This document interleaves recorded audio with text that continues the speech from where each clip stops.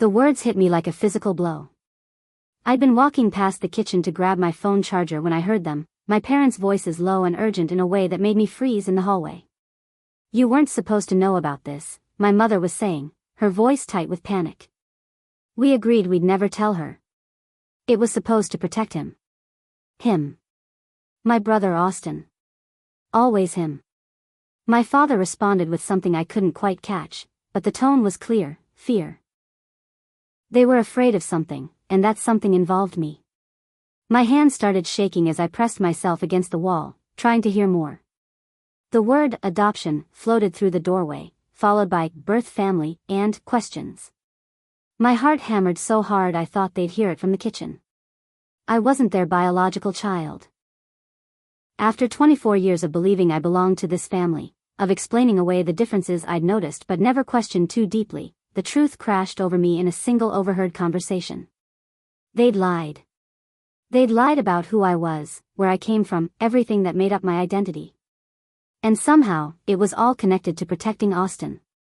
I walked into the kitchen before I could talk myself out of it, my legs moving on instinct. Both my parents jumped when they saw me, their conversation cutting off mid-sentence like someone had hit pause on a recording. My mother's face went pale, her hand flying to her throat in that nervous gesture I'd seen 1,000 times. "How long have you been standing there?" she asked, her voice barely above a whisper. I looked at her directly, watching her squirm under my gaze. "Long enough. I'm adopted." The word felt strange in my mouth, foreign and sharp. My father started to stand, his expression already shifting into the placating mode he always used when things got difficult. "Sweetheart, this isn't something to discuss right now. You're upset, and don't tell me how I feel," I interrupted, surprised by how steady my voice sounded despite the earthquake happening inside my chest. "Am I adopted or not?" My mother exchanged a glance with my father, and I saw something pass between them, a silent communication that excluded me completely. Then she looked at me with eyes that had gone cold, protective in a way that had nothing to do with protecting me. "It doesn't matter, Riley. You're our daughter. That's all that matters." But it did matter. Everything mattered now. My parents lied about my adoption to protect my brother. They lost control when I met my birth family. The words played on repeat in my head as I stood in that kitchen, watching my mother's face close off and my father's expression turn defensive. This wasn't just about discovering I was adopted. This was about years of lies, years of feeling like something was wrong with me, years of wondering why I never quite fit into this family the way Austin did. Now I knew. I hadn't been imagining the difference. I'd been living it. My mother tried to brush past the revelation like it was nothing, like learning your entire identity was built on a lie was just another awkward family moment to be smoothed over and forgotten. "Riley, you're being dramatic. We love you just the same as Austin. Just the same." The words rang hollow because I'd spent my entire life knowing they weren't true, even if I hadn't understood why. Austin got the bigger room when we were kids. Austin got the expensive college, while I was encouraged to go to community college first. Austin's achievements got framed and hung on walls, while mine got a quick, "That's nice," before the conversation moved on. I'd thought it was just favoritism, just parents loving their son more than their daughter. But it was deeper than that. It was about blood, about belonging, about a secret they'd kept to protect their real child. The favoritism had always been there, but I'd never had a name for it until now. I'd grown up watching Austin get everything handed to him while I had to fight for scraps of attention. When he wanted piano lessons, they bought a grand piano. When I asked for guitar lessons, they said instruments were expensive and maybe I should try something else. When Austin graduated high school, they threw him a party with over 100 people. When I graduated, we had dinner at a chain restaurant. "Your brother is naturally gifted," my mother would say whenever I pointed out the disparity. "He just needs more support to reach his potential." The implication was clear: I didn't have that same potential, so why invest in it? I'd internalized that message over the years, believing I was somehow less talented, less deserving, less important. Now I understood it had nothing to do with talent or potential. It was about DNA. About the fact that Austin was theirs by blood, and I was just the adopted daughter they'd taken in for reasons I still didn't fully understand. Every achievement I'd earned had been met with lukewarm enthusiasm, while Austin's mediocre accomplishments were celebrated like he'd won the Nobel Prize. The resentment I'd been swallowing for years suddenly had context, and it tasted bitter in my throat. The memories flooded back with painful clarity now that I knew the truth. I was 7 years old when Austin got his own room, a spacious bedroom with a bay window that looked out over the backyard. I'd been sharing a cramped room with storage boxes and hand-me-down furniture that had been in the family for generations. Austin needs his own space as he gets older, my mother had explained when I asked why I couldn't have the room instead. He's at that age where privacy matters. I was 6 months younger than Austin. But apparently, my need for privacy didn't matter in the same way. When I'd asked if I could at least get new furniture since Austin was getting everything new for his room, my father had laughed. "We're not made of money, Riley. You should be grateful for what you have." But they'd just spent $3,000 on Austin's room renovation. The excuses were always there, always plausible enough that I couldn't quite argue against them without seeming ungrateful or petty. "You're being too sensitive. You're making everything about you. Why can't you just be happy for your brother?" They'd gaslit me my entire childhood, making me believe I was the problem when they were the ones treating us differently. And now I knew why. Finding my birth family happened almost by accident. 2 weeks after the kitchen confrontation, I'd submitted my DNA to one of those ancestry websites, desperate for any information about where I actually came from. I'd expected maybe some distant cousins, perhaps clues about my ethnic background. What I got was an immediate match to a woman named Valerie who shared enough DNA to be my biological mother. She'd messaged me within hours of the match notification. "Riley? Is that really you? I've been searching for you for 15 years. 15 years. While my adoptive parents had been lying to me, my birth mother had been looking for me. We arranged to meet at a coffee shop halfway between our cities. I walked in nervous, scared, not sure what to expect. The woman sitting by the window looked up when I entered, and I saw my own eyes looking back at me. Not similar eyes. My exact eyes. She started crying the moment she saw me, standing up so fast she almost knocked over her chair. "I can't believe it's really you. I thought I'd never find you." For the first time in my life, I felt seen. Really seen. Not compared to Austin, not measured against some standard I'd never understood, just seen for who I was. My birth family was everything my adoptive family wasn't. Open. Warm. Genuinely interested in knowing me. Valerie told me everything over the next 3 hours, barely pausing to breathe as years of searching and hoping poured out.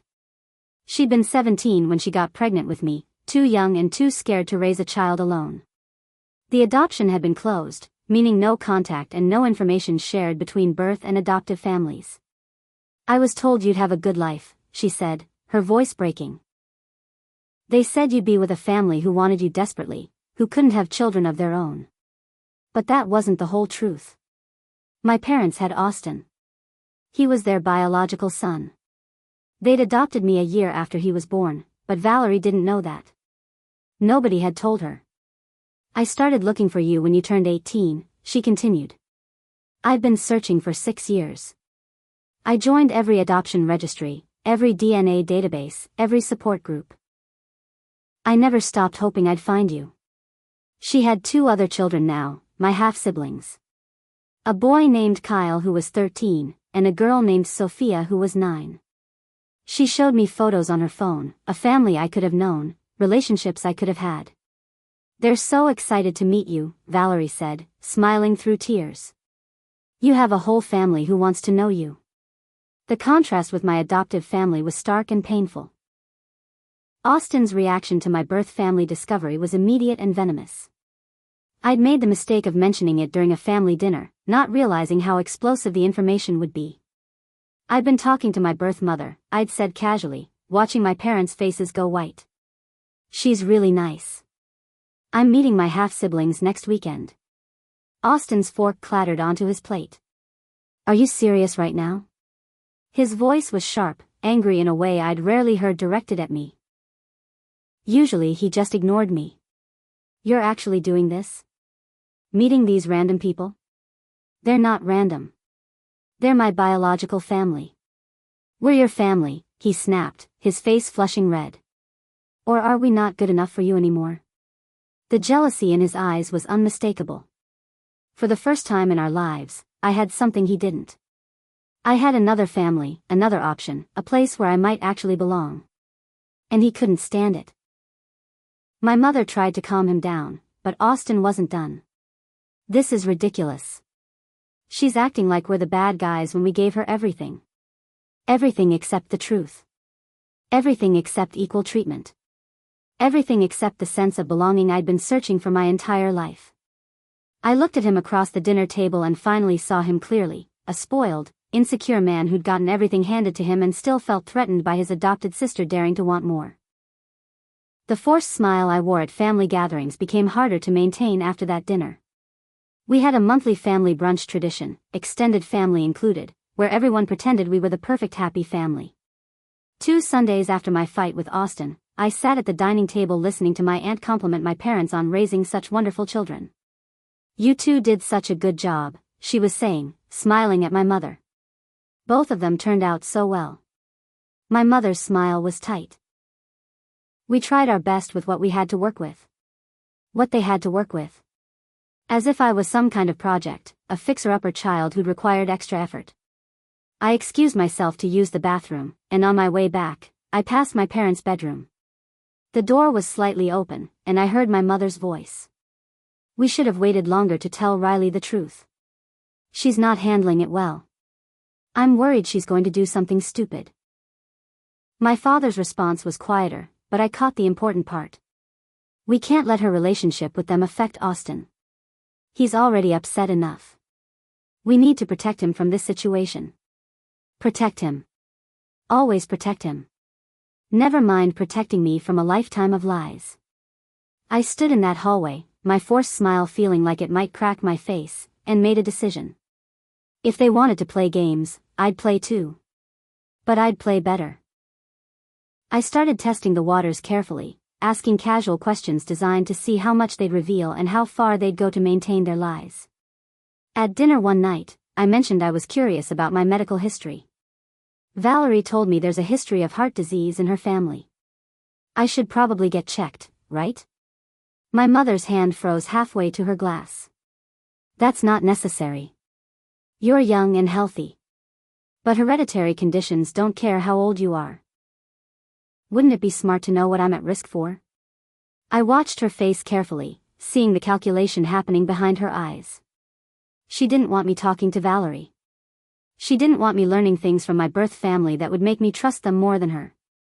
"We'll make an appointment with a cardiologist if you're worried," she said finally. "But there's no need to get information from strangers." "She's not a stranger. She's my mother." The word hung in the air like a grenade, and I watched both my parents flinch. "We're your parents," my father said firmly. "Biologically or not, we raised you. That matters more than DNA." But they hadn't treated me like it mattered. They'd treated me like I was a second-class family member, tolerated but never truly embraced. And now I was supposed to forget all of that because they were uncomfortable with me connecting to my biological roots. The first big argument happened 3 weeks after I'd found my birth family. I'd been spending more time with Valerie and my half-siblings, getting to know them, building relationships that felt natural and easy in a way my adoptive family relationships never had. My parents had been growing increasingly tense about it, dropping hints that I was spending too much time with those people and not enough time with real family. It came to a head on a Tuesday evening when I mentioned I'd be missing family dinner because Valerie was having a birthday celebration for Sophia. "You're choosing them over us?" my mother asked, her voice rising. "I'm not choosing anyone. I'm just attending my sister's birthday party." "Half-sister," Austin interjected from the couch. "Technically. Sister," I repeated firmly. "And yes, I'm going. I already RSVP'd." My father stood up, his face reddening. "This has gone far enough, Riley. You're making this adoption thing into a bigger deal than it needs to be. We're your family. These people are strangers with a biological connection. These people have shown me more genuine affection in 3 weeks than this family has shown me in 24 years, I shot back. Maybe that's worth paying attention to." My mother started crying, which was her go-to manipulation tactic. Austin glared at me like I'd personally betrayed him. My father looked like he wanted to ground me despite the fact that I was a grown adult living in my own apartment. I grabbed my keys and walked out, slamming the door behind me. Finding the paperwork was the turning point. I'd been searching for my adoption records, trying to understand the legal details of how I'd ended up with this family. What I found in the county records office was a document that changed everything. My adoption had been finalized 6 months after Austin's birth. Not years later, not after fertility struggles or medical issues. 6 months. They'd adopted me when they already had a biological child, when they had no apparent need for another baby. But the paperwork revealed something else. There was a letter attached to my file, written by my adoptive parents to the adoption agency explaining their desire to adopt. "We feel called to provide a home for a child in need," my mother had written. "Our son Austin deserves to have a sibling, and we have the resources to support another child." I was adopted to be Austin's sibling. To give him a playmate, a companion, someone to make his life better. I wasn't chosen because they wanted me specifically. I was chosen to serve a purpose for their biological child. The realization made me physically sick. I sat in my car outside the records office and cried for 20 minutes. Then I took pictures of every single document. If they wanted to pretend this was about love and family, I had evidence showing exactly what my adoption had really been about. The long game began that night. I realized that exploding their lives immediately wouldn't accomplish anything except making me look like the unstable, ungrateful adopted daughter they'd probably always secretly thought I was. Instead, I needed to be strategic. I needed to position myself carefully, document everything, and slowly expose the cracks in their perfect family facade. I started recording conversations on my phone whenever I visited their house. Not constantly, just the moments when they started talking about the adoption or my birth family or making comments that revealed their true feelings. I compiled every text message where they dismissed my feelings or pressured me to distance myself from Valerie. I saved every email they sent asking me to reconsider my relationship with my biological family. I was building a case, not for court but for truth. For when the inevitable confrontation came and they tried to rewrite history, gaslight me into thinking I was imagining their favoritism and lies. I also started strengthening my relationship with my birth family, not just Valerie but extended relatives who were thrilled to discover I existed. Aunts and uncles who'd never known about me, grandparents who'd grieved the granddaughter they thought they'd never meet. I was building a foundation separate from my adoptive family, creating a support system that didn't depend on their approval or validation. Using Austin's jealousy against him was almost too easy. My brother had always been overconfident, convinced he was smarter than everyone around him because he'd spent his life being told he was special. I started dropping carefully planned comments whenever we were together, designed to make him reveal information without realizing what he was doing. "It's weird how I look nothing like anyone in the family," I mentioned casually during one of the forced family dinners I still attended. "I always wondered about that growing up." Austin took the bait immediately. "Mom used to worry you'd figure it out. She said you asked too many questions when you were little." "Questions about what?" He realized too late he'd said too much, but kept going anyway, unable to resist proving he knew things I didn't. "About why you didn't have baby photos like I did. About why you didn't look like anyone. Mom had to make up stories about you looking like some distant relative you'd never met." Every conversation became a chess game, and Austin didn't realize he was losing pieces with every move. He'd let slip that my parents had argued about telling me the truth when I turned 18 but decided against it. He'd mentioned that his grandparents, my adoptive grandparents, had never really accepted me as a real grandchild. Each piece of information was ammunition I carefully stored away for when I'd need it. The shift started becoming visible around the 6-month mark after I'd found my birth family. My parents' control was slipping, and they could feel it. They'd always been able to manage me with guilt and subtle manipulation, making me believe I was being difficult or ungrateful whenever I pushed back against their treatment. But now, with Valerie and my biological family providing an alternative perspective, their tactics weren't working anymore. "You've changed," my mother told me during a tense phone call. "Ever since you started talking to those people, you've become bitter and angry." "I've become honest," I corrected. "About how this family has treated me and about the lies you've built everything on." "We protected you," she insisted, her voice rising. We gave you a home when no one else wanted you. The words were meant to hurt, to remind me that I'd been unwanted by my birth mother, that I should be grateful for what I'd been given. But they didn't land the way she intended because I knew the truth now. Valerie hadn't abandoned me by choice. She'd been a teenager with no support, pressured into a decision she'd regretted for 17 years. You protected yourselves, I said quietly. And you protected Austin. You never protected me. Each rejection, each attempt to push me away, only fueled my determination. I wasn't backing down anymore. Turning the tables completely happened after one particularly brutal family confrontation where they'd ambushed me, trying to force me to choose between them and my birth family. I'd finally had enough. I'm going to tell the truth, I said, looking at all three of them. About the adoption, about how you hid it, about how you've treated me differently my entire life. I'm going to tell everyone. My father's face went pale. You can't do that. It would destroy this family. What family? The one where I was adopted to be Austin's companion? The one where you've lied to me for 24 years? My mother started crying again, but this time I didn't feel guilty. Riley, please. Think about what you're doing. Think about Austin's reputation, his career. This could hurt him. Always Austin. Even now, faced with their lies being exposed, they were worried about protecting him. Then maybe you should have thought about consequences before you built a family on lies, I said calmly. I'm not keeping your secrets anymore. Austin tried to argue, tried to convince me I was being selfish and vindictive. My father attempted to threaten me with cutting me off financially, forgetting I'd been financially independent since college because they'd never helped me the way they'd helped Austin. Their panic was visible now. They'd lost control of the narrative, and they had no idea how to get it back.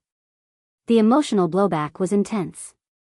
My parents launched a full guilt campaign, calling me daily, sending long emails about how I was destroying the family. Extended family members who'd been fed their version of events reached out to tell me I was being unnecessarily cruel. Your parents gave you everything, one cousin messaged. How can you repay them by airing family business publicly? But the messages backfired. Each guilt trip, each attempt at manipulation, each demand that I put the family's reputation above my own truth, they all just reinforced that I was making the right decision. This wasn't about revenge. This was about finally being honest about who I was and what I'd experienced. My mother sent an email that particularly stood out. You're ruining my life, she wrote. After everything we sacrificed for you, this is how you treat us. We could have had an easier life without you, but we chose to give you a home. And this is the thanks we get? I forwarded the email to Valerie, who called me immediately. Riley, that's emotional abuse. You know that, right? I did know. But seeing someone else name it helped solidify my resolve. This wasn't about me being difficult or ungrateful. This was about breaking free from a toxic dynamic that had never served me. The setback came when my birth family started pulling away slightly. Not Valerie, but some of the extended relatives who'd initially been excited to meet me. They weren't sure what they were getting themselves into, didn't want to be caught in the middle of family drama, worried about taking sides in a situation they didn't fully understand. Kyle, my 13-year-old half-brother, told me honestly during one visit that his friend's parents had been asking questions about the adoption situation, and it was getting uncomfortable at school. For a moment, I felt devastated. I'd thought I was building something new, creating a family that would be different from the one I'd grown up in. But maybe I'd been naive. Maybe every family came with complications and politics and people who'd disappoint you. Then I realized something crucial. This wasn't about them. My relationship with my birth family was important, but my decision to tell the truth couldn't depend on their approval or support. This was about me. About refusing to carry lies that weren't mine, about claiming my identity regardless of who it made uncomfortable. I picked myself back up, straightened my shoulders, and kept moving forward. If some people in my birth family needed distance, that was okay. I was doing this for myself, not for them. Breaking my parents' final line of defense required forcing them into a corner where they had no choice but to reveal the full truth to Austin. Despite everything, my brother had always believed their version of events, the sanitized story where they'd lovingly adopted me and treated us both equally. I knew that if he heard the real story, the admission that I'd been adopted specifically to be his companion, that they'd hidden my adoption to avoid him feeling different, something might finally crack in his unwavering loyalty to them. I created the situation carefully. During a family dinner where Austin was present, I pulled out the adoption paperwork I'd found. "I want to read something," I announced, cutting off my mother mid-sentence about some trivial topic. I read the letter they'd written to the adoption agency, the one explaining their desire to adopt me so Austin would have a sibling. My brother's face changed as he listened, confusion replacing his usual smugness. "Wait," he said when I finished. "You adopted her for me?" My parents tried to backtrack, to explain it wasn't that simple, but the damage was done. Austin was finally seeing the manipulation, the way they'd orchestrated everything to center his needs above truth or fairness. "So everything was about protecting me?" he asked, looking at our parents with an expression I'd never seen before. "The lies, the secrets, keeping Riley from finding her birth family?" For the first time, the golden child was questioning everything. The ally I needed came from an unexpected source. My adoptive mother's sister, Aunt Helena, reached out 2 days after the dinner confrontation with Austin. "I need to talk to you," she said over the phone. "In person. There are things you should know." We met at a diner, and Helena didn't waste time with pleasantries. "I always knew something was off about how your parents handled your adoption. They were so secretive about it, so defensive whenever anyone asked questions." She'd been present when they'd first brought me home, she explained. She'd heard the arguments between my parents about whether they were doing the right thing. "Your father wanted to be honest from the start," Helena told me. "He wanted you to grow up knowing you were adopted, knowing your story. But your mother was afraid it would make Austin feel less special, less like the center of the family." My mother had convinced my father that keeping the adoption secret was the only way to make sure Austin never felt threatened or different. Every decision had been made to protect his feelings, his sense of security, his position in the family. "I should have said something years ago," Helena admitted, tears in her eyes. "But I convinced myself it wasn't my place. I was wrong. And I'm sorry." She offered to testify to what she'd witnessed, to confirm my story if my parents tried to deny it. Finally, I had someone from their world who would validate my truth. The family structure started crumbling rapidly after Austin's revelation at dinner. He didn't immediately take my side, but he did start questioning our parents in ways he never had before. "Did you really think lying was the right choice?" I heard him ask my father during a visit. "How is Riley supposed to trust any of us now?" My parents' relationship with Austin started showing cracks. He resented being used as an excuse for their lies. He was angry that they'd made him complicit in something he hadn't agreed to. And underneath that, I could see him struggling with the realization that the perfect family he'd thought we were had been built on deception. My mother tried to regain control through manipulation, telling Austin that I was trying to turn him against them, that I was exaggerating how badly they'd treated me. But Austin had been at that final dinner. He'd heard the adoption letter. He couldn't unhear it. Meanwhile, my father had grown quiet, almost resigned. I think he'd always known this day would come, that lies have a way of collapsing under their own weight. He didn't fight me anymore, didn't try to convince me to stay quiet. He just looked tired. Their house of cards was falling, and everyone could see it happening. The final confrontation happened in my childhood home, the place where I'd spent years feeling like an outsider in my own family. I'd requested the meeting, told them I wanted to talk one last time before making any public statements about what had happened. My parents sat on the couch, looking smaller than I remembered. Austin sat in the armchair, his expression guarded but present. I stood, choosing to remain on my feet, maintaining the psychological advantage of height. "I want to hear you say it," I told my parents. "I want to hear you admit what you did and why you did it." My mother tried to deflect, to make it about love and good intentions. But my father cut her off. "We were wrong," he said quietly. "We should have told you the truth from the beginning. We thought we were protecting the family, but we were really just protecting ourselves from difficult conversations." My mother looked at him, shocked by his admission. But he kept going. "You deserved better than what we gave you, Riley. You deserved honesty and equal treatment and parents who loved you without conditions." The admission didn't erase years of pain, but it was something. It was acknowledgement. I saw my mother start to cry, real tears this time, not the manipulative ones she'd used for years. And for the first time, I didn't feel guilty about her pain. This was hers to carry, not mine. Going public with the full story was surprisingly easy once I'd made the decision. I wrote a detailed post on social media, explaining my adoption story, the lies I'd been told, and the favoritism I'd experienced.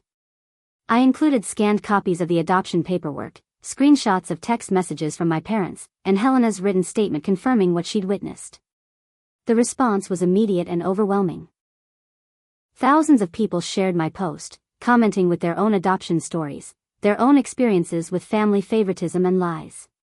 The local news picked it up, running a segment about adoption secrecy and its impact on adopted children. My parents' names were mentioned, their lies exposed for everyone in their community to see. Friends of theirs reached out to me privately, saying they'd always wondered why I seemed so different from the rest of the family, why I'd never quite fit in. Some admitted they'd noticed the favoritism but hadn't felt it was their place to say anything. The public exposure was the final blow my parents never saw coming. They'd built their reputation on being the perfect family, on appearing generous and loving. Now everyone knew the truth. Their social standing, which they'd valued so highly, crumbled in days. The validation I received from strangers was both healing and surreal. "You're so brave," people wrote. "Thank you for telling the truth." Watching everything collapse for my parents was the definition of poetic justice. My father was asked to step down from the charity board he'd been on for 15 years.